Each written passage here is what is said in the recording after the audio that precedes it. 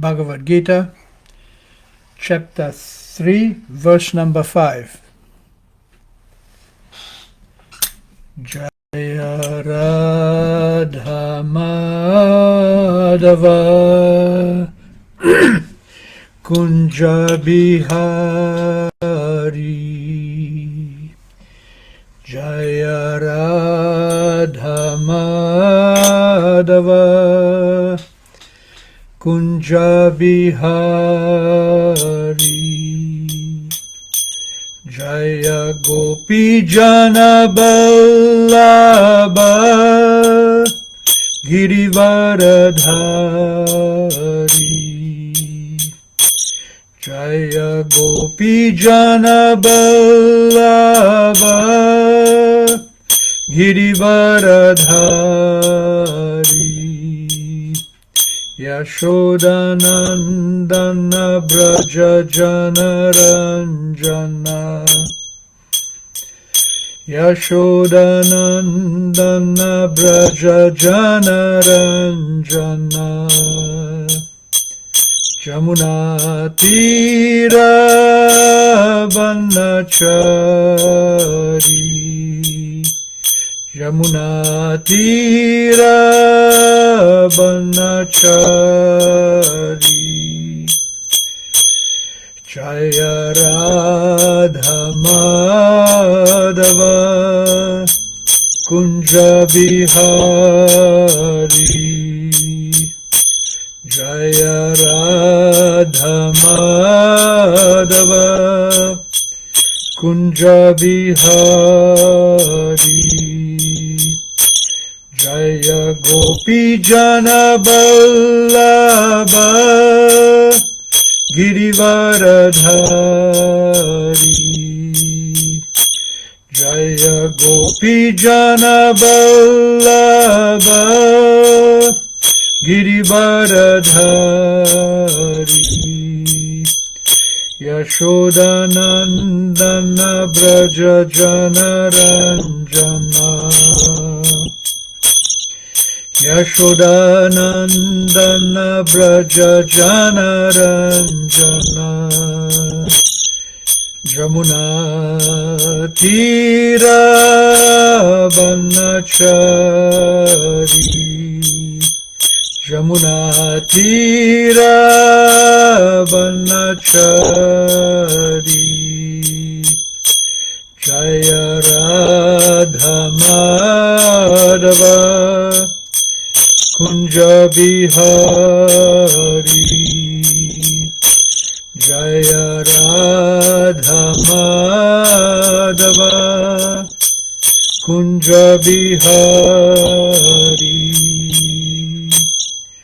Jayam Vishnupada Paramahansa Paribrajakachaja Stotara Sata Sri Srimad Sri Bhaktivedanta Swami Srila Prabhupada Ki Jai Ananta Koti Vaishnava Vrinda Ki Jai Namacharya Srila Haridas Thakur Ki Jai Prem se kaho Shri Krishna Chaitanya Prabhu Nityananda Shri Advaita Gadadhar Shri Vasadi Gaura Bhakta Vrinda Ki Jai Shri Shri Radha Krishna Gopa Gopinath Shama Kunda Radha Kunda Giri Govardhan Ki Jai Shri Vrindavan Mathura Dham Ki Jai Navadip Mayapur Dham Ki Jai Jamuna Mai Ki Jai Ganga Mai Ki Jai Bhakti Devi Ki Jai Tulsi Devi Ki Jai Samaveta Bhakta Vrinda Ki Jai. All glories to the assembled devotees.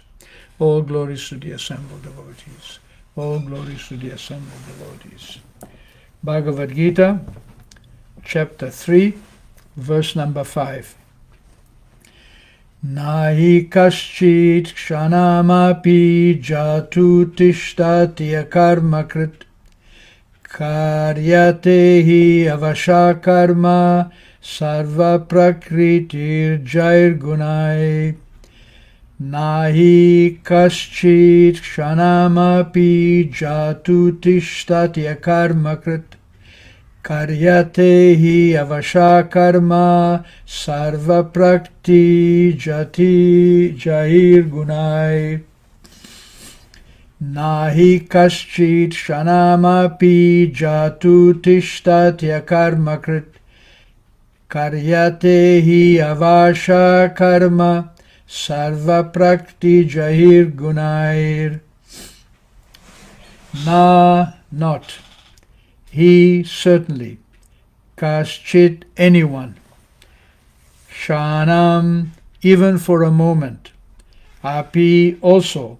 Jatu, even. Tishtati, stands. Akarmakrit, without doing something. Karyate, forced to work. He, certainly. Avashaha, helplessly.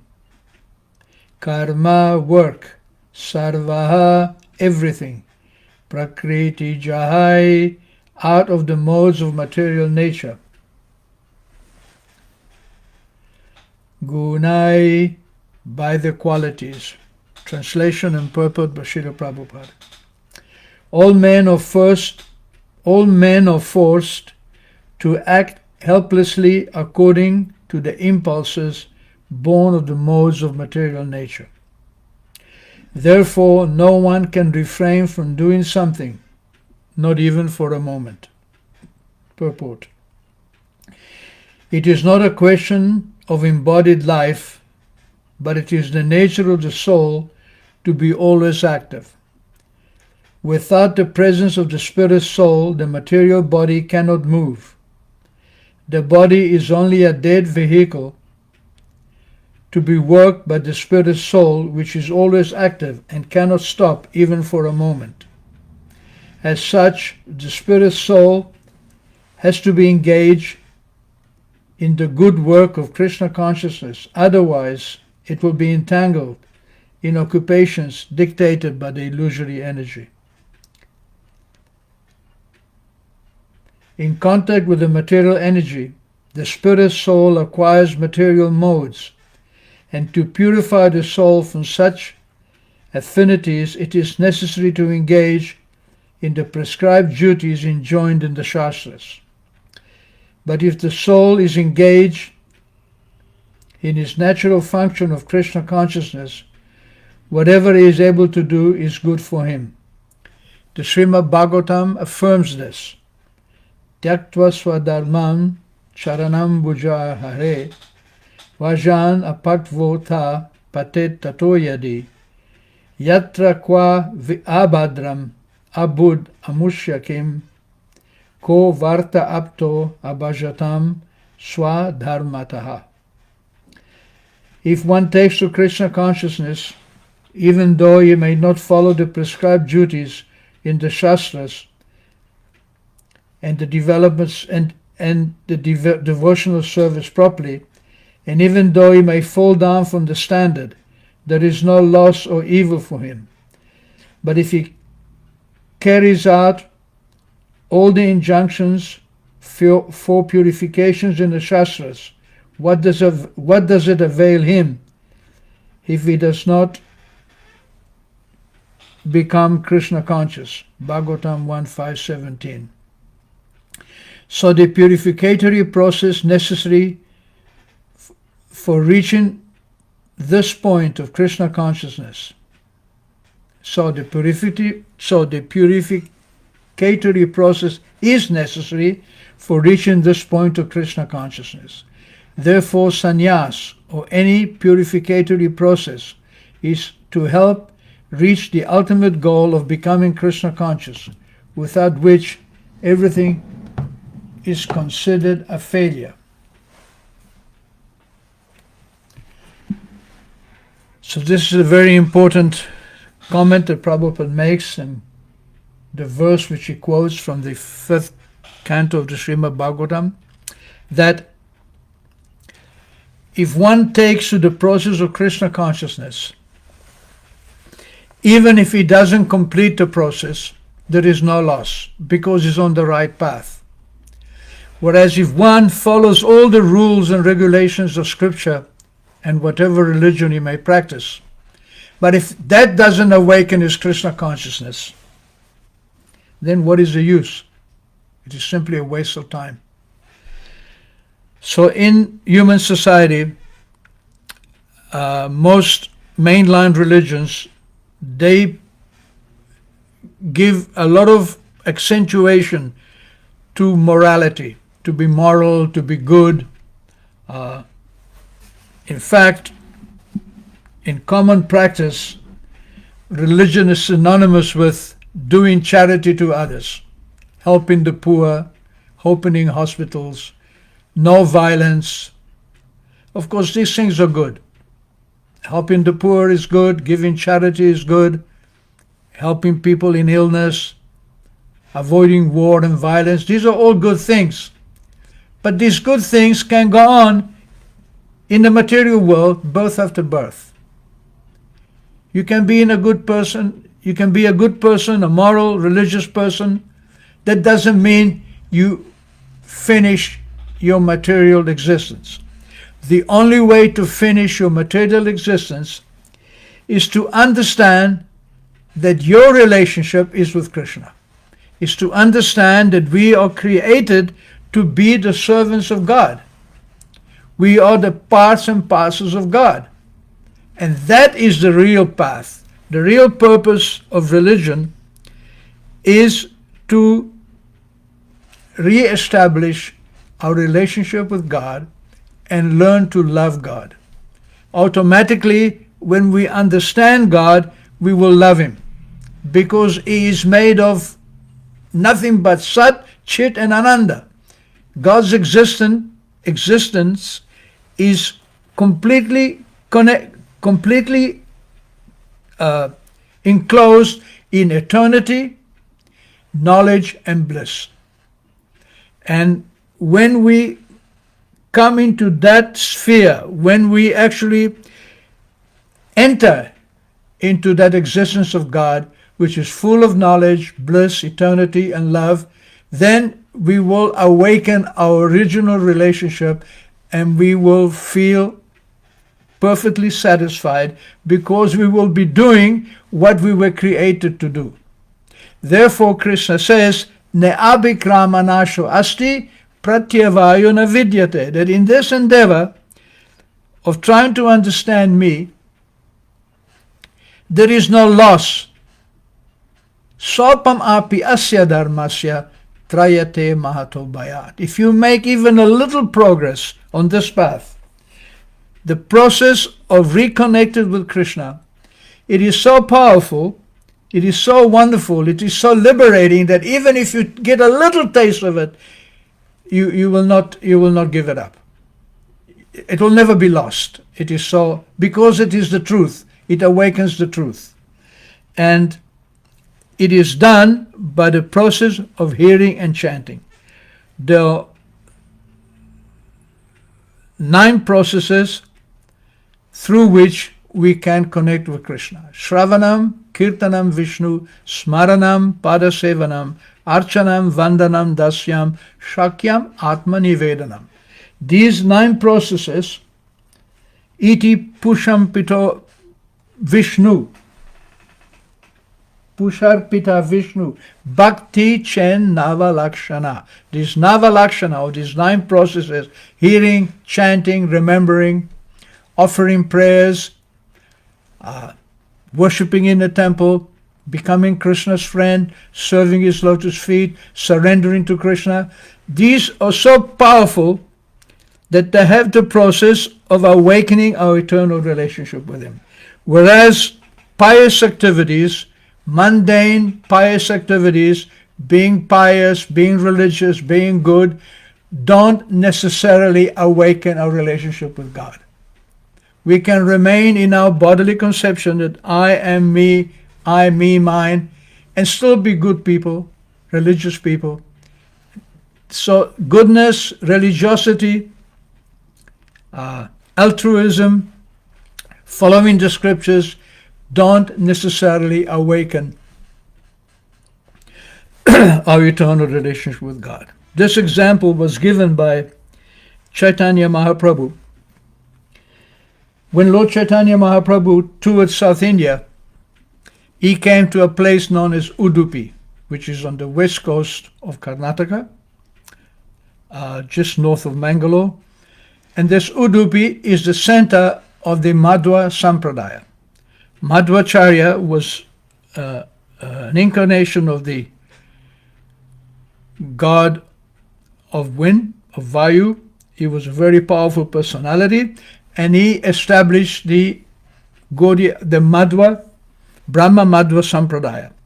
In this Sampradaya, or in this school of teaching, Sampradaya means a succession of teachers. It means a process of understanding our relationship with God. It's called a Sampradaya, where the teaching come down.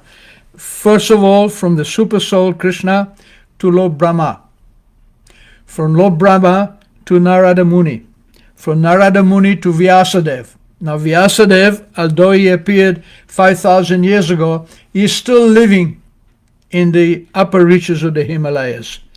He cannot be seen by normal people, but Madhvacharya was so powerful, he was able to meet Vyasadeva face to face 2 times. And during the discussion, Madhvacharya presented to Vyasadeva his commentary on the Bhagavad Gita, which was accepted, and he became initiated, he became empowered to continue this line of philosophy coming down from Lord Brahma. And during Lord Chaitanya's tour of South India, he came to this place, Udupi. Udupi, there is a very beautiful deity of Krishna, which Madhvacharya obtained. One day, he was on the bank, on the shore of the ocean, and one ship was having difficulties in a storm. So Madhvacharya, he gave some signals to the ship officers, and they were able to bring the ship to safety. So they said to him, "You have helped us, you have saved us, can we give you something?" So happened that the ship was carrying goods to Dwarka, where Lord Krishna had his city, and among the goods there was Gopi Chandan, which we use to put on our forehead. It is like a clay. So they gave him a big lump of this clay, and when this lump was unloaded from the ship, it broke, and the deity of Krishna was there. Krishna standing with a stick in his hand and with food in his right palm. So Purna Prajna Madhvacharya, his name was Purna Prajna, he brought the deity to Udupi and he installed it there in the temple. Madhvacharya had 8 disciples, and after he departed from this planet, each disciple formed one monastery around the main Krishna temple in Udupi. And every 2 years, the head of that monastery does the Seva Puja to Lord Krishna. And this ceremony is called Paryaya. I've been there and I've participated in this ceremony. It is very gorgeous. They bring the deity in procession with elephants. Anyhow, during Lord Chaitanya's tour, he came to this place and he had a discussion with the chief Acharya of the Madhva Sampradaya at the time.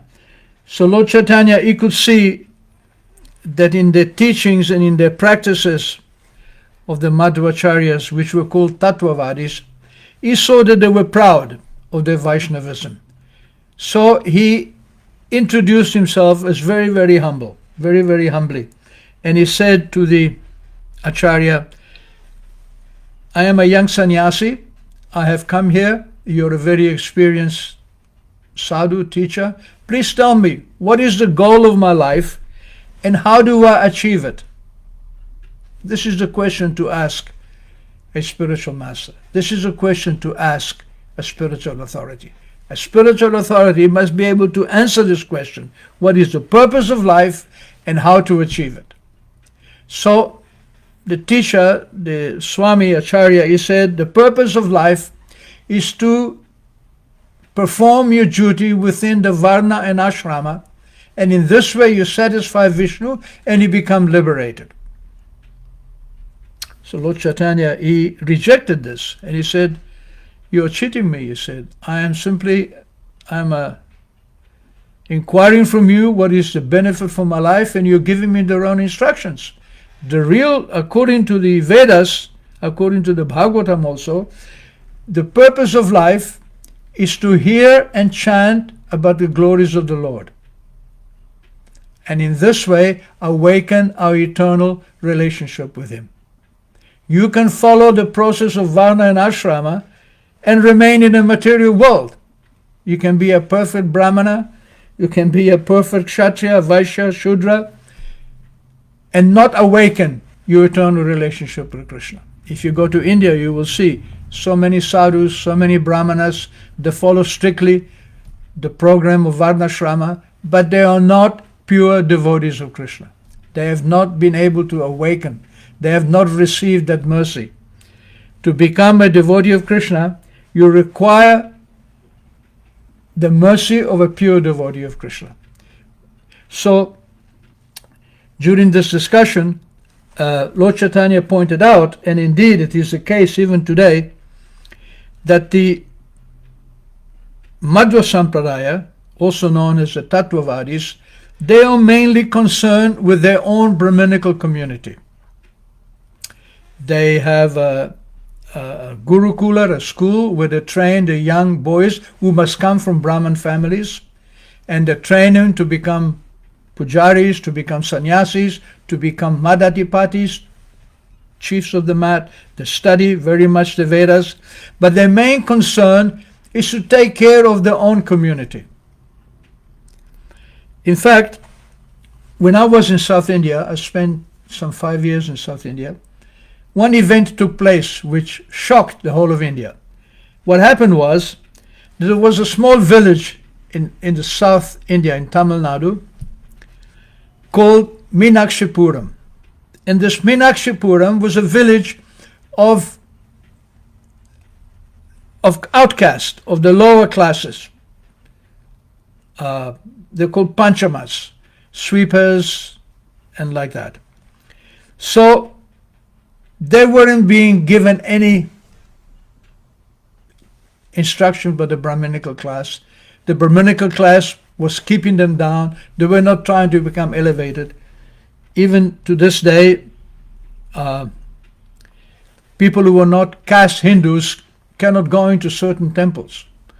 Even if you're a Hindu, for example, you cannot go into the Jagannath temple. You have to be one of the caste Hindus. You have to be a Brahmana, Vaishya, Kshatriya, or Shudra. If you're a Panchama or below the 4 higher class, you cannot go into the temple. It used to be in South India that you couldn't even walk in the street. If a Brahmana came from the other side, you would have to step off the pavement and let him pass.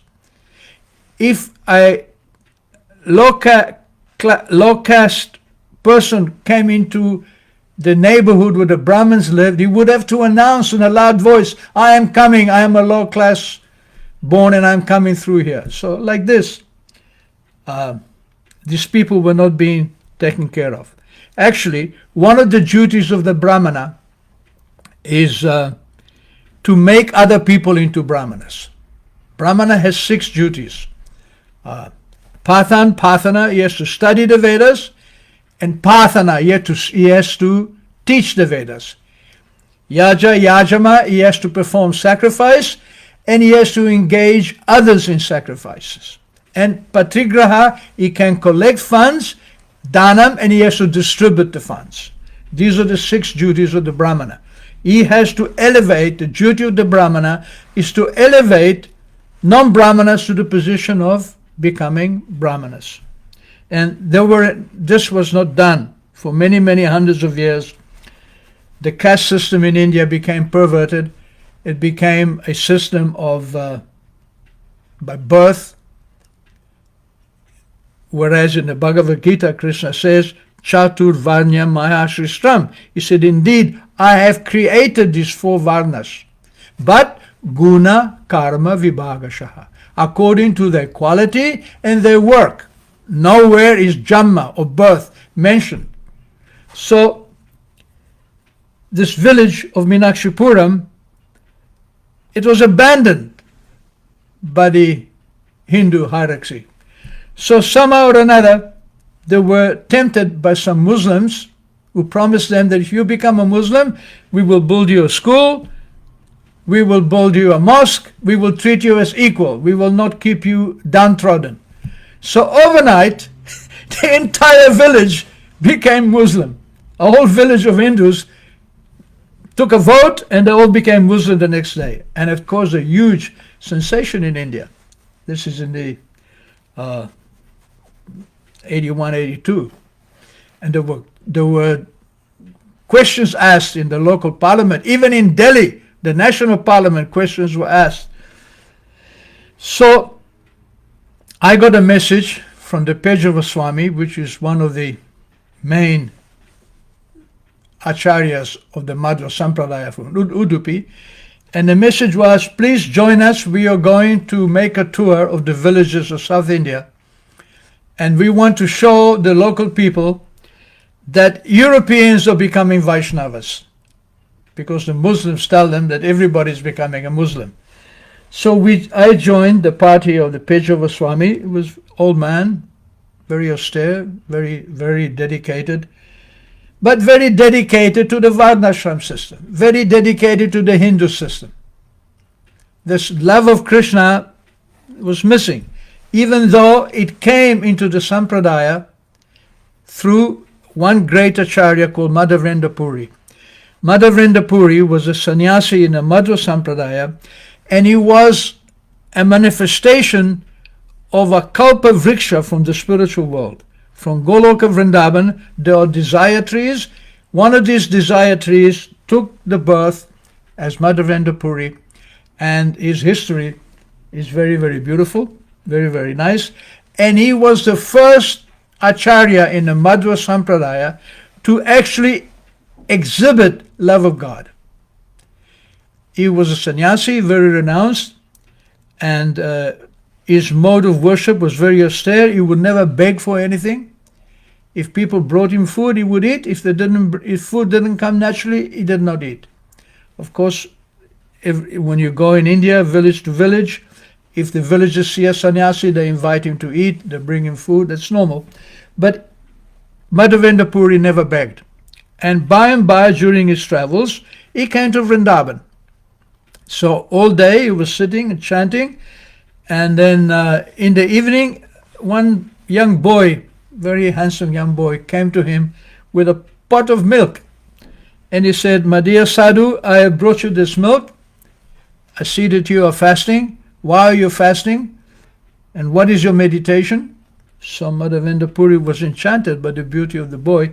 He took the milk, the pot of milk, and he said to him, "How did you know that I was fasting?" So the boy said, "Well, the ladies of the villages saw you, so they told us. In my village, nobody fasts." So the boy, he said, "Take the milk, I will come back for the pot."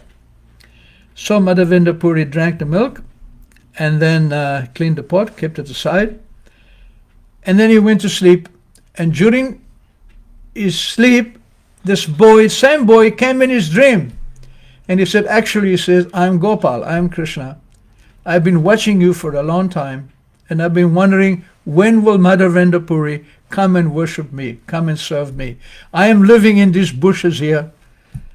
I have been hidden there by the pujari because of the Muslims' attack, and for many, many summers and winters I've been in these bushes. I'm covered in dust. I'm suffering the heat of the summer, the cold of the winter, the rain in the rainy season. Now that you have come, you please take me out of this bush and worship me on top of the Govardhan hill." So in this way, Madhavendra Puri woke up, and he was so surprised that Krishna had come to him. And he called the villagers, and they brought the deity of Gopal, and they established him on the top of Govardhan hill, and they installed him and worshipped him very, very nicely. That same deity was again later on, after the time of Chaitanya Mahaprabhu, this deity was moved from the top of Govardhan hill to Nathadwar, and he's called Nathji. So I've been there. It's a beautiful deity, Black Gopal Krishna with his left hand risen to hold up the hill. So he's being nicely worshipped by the Vallabhacharya Sampradaya. So Madhavendra Puri, he established that deity, and the deity again came into his dream, asked him to go to Jagannath Puri and bring sandalwood paste, and that's a long story. It is in Chaitanya Charitamrita. You can read it. The main point is that Madhavendra Puri brought love of Godhead from the spiritual world. He was empowered by Krishna to bring love of Godhead to the material world. This is the process. We get love of Godhead by the mercy of someone who loves God. I have a little love for Krishna because Prabhupada had a lot of love for Krishna. Because I took shelter of Prabhupada's lotus feet, then some of that love of Krishna has come down to me. Not very much, but something. So in this way, Madhavinda Puri was very famous, and he was very famous for one verse, which Lord Chaitanya used to quote, He Dina Dayadra Nath He, Mathura Nath Kadava Lakshosave, Tadaham Aloka Kataram, Dayita Brahmati King Karomi Aham. This actually a verse spoken by Srimati Radharani after Krishna had left Vrindavan and gone to Mathura. And she prayed to him, O Dina Dayadra, O liberator of the fallen soul, Nath, O my Lord, Mathura Nath, O master of Mathura, since you have gone, I have become so disturbed, I don't know what to do. Please tell me, what am I to do now? So this is the mood of loving Krishna in separation. This mood was brought to the material world by Madhavinda Puri in the Madhva Gaudiya Sampradaya. And from Madhavinda Puri, his disciple Ishvara Puri became the guru of Chaitanya Mahaprabhu. And Chaitanya Mahaprabhu expanded this love of Godhead through his associates, the Panchatattva, and especially Nityananda Prabhu.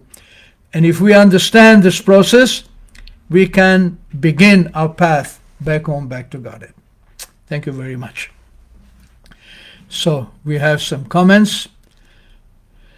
Hare Krishna, good evening from Atmavidya Prabhu. Anna Maria, Hare Krishna, oh glory to Srila Prabhupada.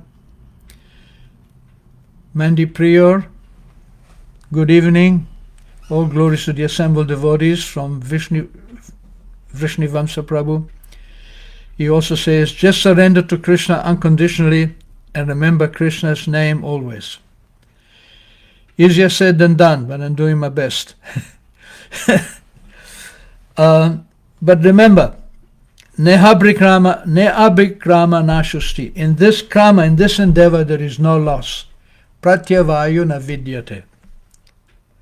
There is no diminution. Swalpama, even if you make a little advancement, it is just like being lost and suddenly you see the sign. This is the direction home. Once you see the sign, then your path back home begins. It may be a long path, it may take a long time, but once you're on the road, you're free from anxiety. Thank you very much. Hari Bol.